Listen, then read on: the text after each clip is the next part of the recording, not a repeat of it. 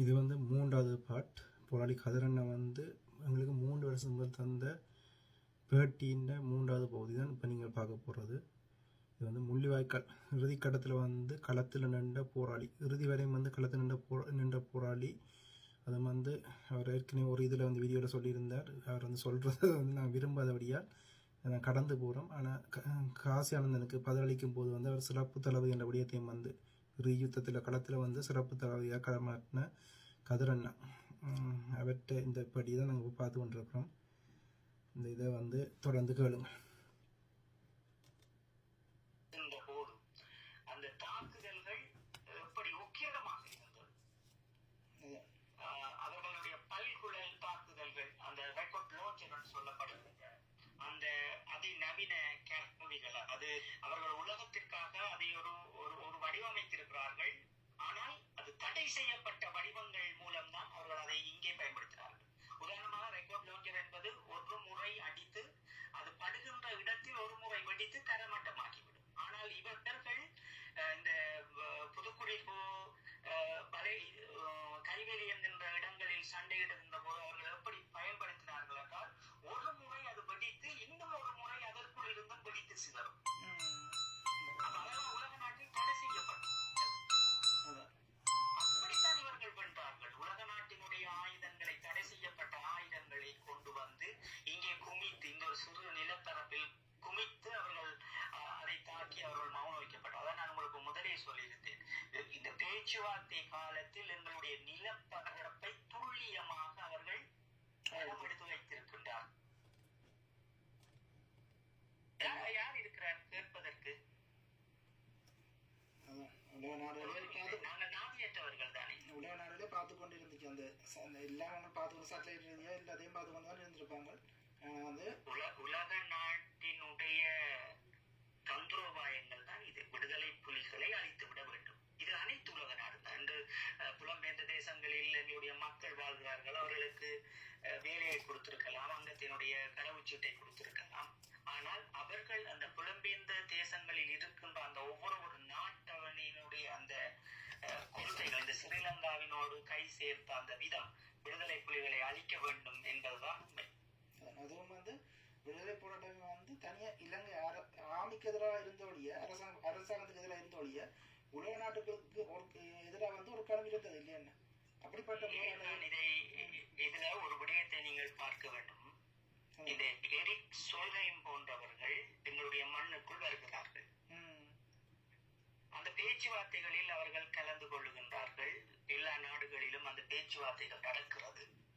நாங்களும் எல்லா நாடுகளிலும் சென்று இந்த மொழிவழி மாநிலங்கள் என்பது என்ன, தன்னாட்சி அதிகாரங்கள் என்பது என்ன, அதையும் அறிந்து கொள்ளுகின்றோம். நான் பரானா அவர்களோடும் நான் சென்று வந்திருக்கின்றேன்.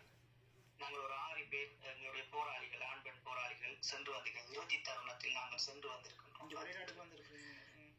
வெளிநாட்டுக்கு ஒரு முறை நாங்கள் 15 நாட்கள் இந்த நாடுகளிலுடைய அந்த தன்னாட்சி மொழி அதிகாரத்தை பார்க்க வேண்டும் என்று வந்து மீண்டும் எங்களை அழைத்தபடியால் நாங்கள் நாடு திரும்பி விட்டோம். 15 நாட்களுக்குள் நாங்கள் திரும்பி விட்டோம். ஆனால் இந்த நிலைமைகளை பார்க்கின்ற போதும் இந்த எரிக் சோல்ஹெய்ம் போன்றவர்கள் இந்த இறுதி கட்ட தருணத்தில் விடுதலை புலிகள் உங்களை நாங்கள் காப்பாற்றுகின்றோம் என்கின்ற ஒரு உறுதியை அவர்கள் தந்திருந்தார்கள்.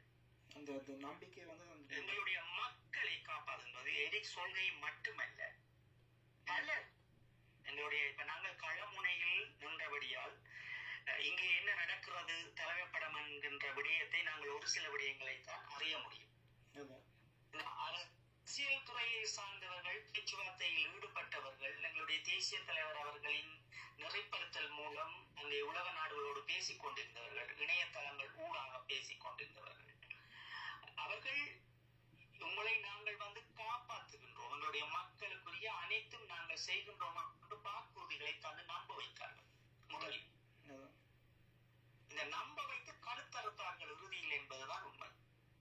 வந்து எரிக் சோல்ஹெய்ம் என்றவர் வந்து நம்பிக்கை அந்த போர் நிறுத்த இதுக்கு வந்தவரை வந்து தமிழ்ச்செல்வன் இறந்த போதை வந்து அது கேட்ட எதிர்வினை வந்து அவர் காட்டி இருக்கணும். அதை எப்படி செய்யலாம் இதெல்லாம் வந்து காட்டி இருக்கணும். ஆனா வந்து ஒன்றுமே செய்யாமல் இப்போ வந்து இது விடுதலை புலி மீது பழி போட்டுக்கொண்டு அது எப்படி பழி போட முடியுதுன்னே தெரியல. அவ்வளவான இது என்ன போட்டு இப்போ வந்து விடுதலை புலிகள் மீது வந்து படி போட்டு அண்ணன் பாலசிங்கம் இப்படி சொல்லிட்டாரு, அண்ணன் பாலசிங்கம் இறந்த அப்புறம் வந்து இப்படி சொல்லிக்கொண்டு இதெல்லாம் வந்து என்ன இதே தெரியல, என்ன தார்மீகமாண்டே தெரியாது.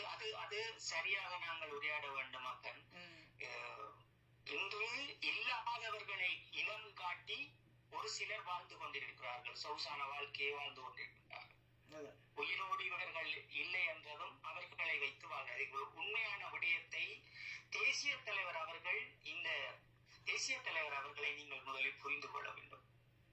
தேசிய தலைவர் அவர்கள் ஆயுதங்களோடு போராட வேண்டும் அல்லது எனக்கு போராட்டம் தான் பிடிக்கும் என்றெல்லாம் தேசிய தலைவர் இருந்தவர் அல்ல. தமிழர்கள் தலை நிமிர்ந்து வாழ வேண்டும் என்றால் நாங்கள் ஆயுதங்களோடு இருக்க வேண்டும். அப்போதுதான் இந்த உலக நாடும் சரி, சிங்கள தலைமைத்துவமும் சரி, அல்லது சிங்கள மக்களும் சரி எங்களுடைய சுதந்திரத்தை தருவார்கள் என்பதை சரியாக அவர் புரிந்து கொண்டு வைத்திருந்தார். அதற்கு உதாரணம் இந்த 12 ஆண்டுகள் இந்த சிங்கள அரசாங்கமோ அல்லது சிங்கள மக்களோ இந்த மண்ணில் எனக்காக எதுவும் செய்தவர்கள் அல்ல. அப்ப இதை உறுதிப்படுத்துவதற்கு தான் எங்களுடைய தேசிய தலைவர் அவர்கள் ஆயுதங்களை இருந்தார். இந்த பேச்சுவார்த்தை காலங்களில் எங்களுடைய தேசிய தலைவர் அவர்கள் இறுதியாக தமிழ் தேசியத்தை நேசித்த எங்களுடைய தேசிய தலைவர் அவர்கள் தமிழ் ஈழத்தை பெற வேண்டும் என்று கேட்ட தேசிய தலைவர் இறுதியாக ஒஸ்லோவில் நடைபெற்ற அந்த இடத்தில் அவர்கள் குறிப்பிடுகின்றார்கள், தன்னாட்சி அதிகாரத்தையாவது தாருங்கள் வடக்கு கிழக்கில், ஆனால் இதை நீங்கள் மத்தியஸ்தமாக பார்த்துக் கொண்டிருங்கள். அங்கே உலக நாடுகள் அந்த ஒரு மாயையை காட்டிக்கொண்டு, இது எங்களுக்கு தேசிய தலைவர் அவர்களுக்கு தெரியாமல் அல்ல, எங்களுடைய தேசிய தலைவர் அவர்களுக்கு 2003ஆம் ஆண்டே தெரியும்.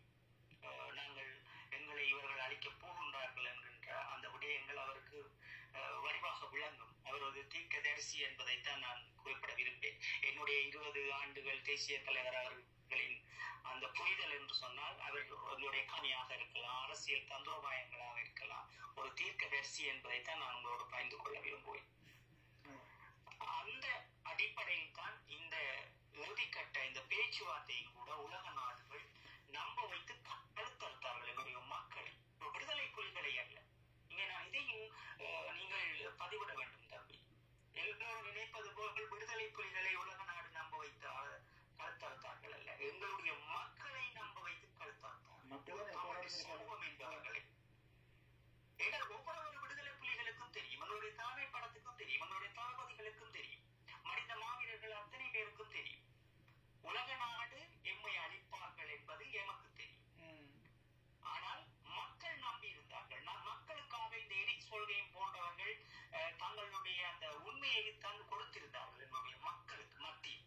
உதாரணமாக புலம்பெயர்ந்த தேசங்களில் இருக்கிற மக்களுக்காக இருக்கலாம், எங்களுடைய இந்த வடக்கு கிழக்கில் இருக்கின்ற மக்களுக்காக இருக்கலாம். அப்ப இப்படியான விடயங்களை நாங்கள் எங்களுடைய மக்கள் தான் அங்கே ஒரு புரட்சியை ஏற்படுத்தி இதே கழுத்தறுக்கப்பட்ட இந்த உலக நாடுகளின் சீற்றங்களால் எங்களுடைய தமிழ் சமூகம் கழுத்தறுக்கப்பட்டு நிற்கின்றது. இந்த 12 ஆண்டுகள் நாங்கள் கடந்து செல்ல போகின்றோம். இந்த நினைவுகளோடு நாங்கள் இந்த உலக நாட்டின் கழுத்தை அறுக்க வேண்டும். எப்படி அறுக்க வேண்டும்? இந்த வழிகளை மறக்க கூடாது.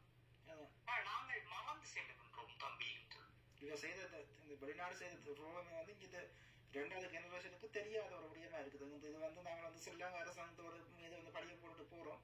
இங்க வந்து இந்த வெளிநாட்டு ஆட்கள் வந்து போர் நிறுத்தம்னு சொல்லி வந்து எங்களுக்கு நம்பிக்கை கொடுத்தது மக்கள்கிட்ட, நோர்வேல இருக்கிற மக்களும் இந்த உலகத்தில் இருக்கிற மக்கள்கிட்ட வந்து நம்பிக்கை கொடுத்து நாங்கள் உங்களுக்கு ஒரு நிரந்தர போர் நிறுத்தத்தை வந்து நாங்கள் பெற்று தருவோம் நம்பிக்கை கொடுத்து உள்ளுக்கு வந்துட்டு கடைசியாக போர் நடந்துட்டு இருக்கும் போது வந்து ஒரு உதவியும் செய்யாமல் எல்லா அமைப்புகளும் வந்து வெளியால போய் வந்து இப்படி விட்டது வந்து எப்படி நியாயமாமா இப்படி இன்றைக்கு இல்லாட்டி வந்து இப்போ அதை வந்து இதுக்கு வந்து நியாயம் கூடிய தீர்மானம் என்ன எப்படி வந்து போர்க்குற்றம் இந்த ஐநா சபைக்கு செல்லுகின்றார்கள் படித்தவர்கள், இந்த உலகத்தில் இருக்கின்ற அத்தனை மொழிகளையும் ஆளக்கூடியவர்கள் எங்களுடைய புலம்பெயர்ந்தவர்கள். எங்களுடைய புலம்பெயர்ந்தவர்களின் சக்தி என்பது அவர்களுக்கு தெரியாது. ஒரு விடுதலை புலியா 20 ஆண்டுகள் சீருடை அணிந்து களத்தில் நிற்ப எனக்கு தெரியும். அவர்களின் ஒவ்வொரு உழைப்பும் எங்களுக்கு எப்படி வந்தது, எங்களுடைய தேசிய தலைவர் அவர்கள் அதை எப்படி அதை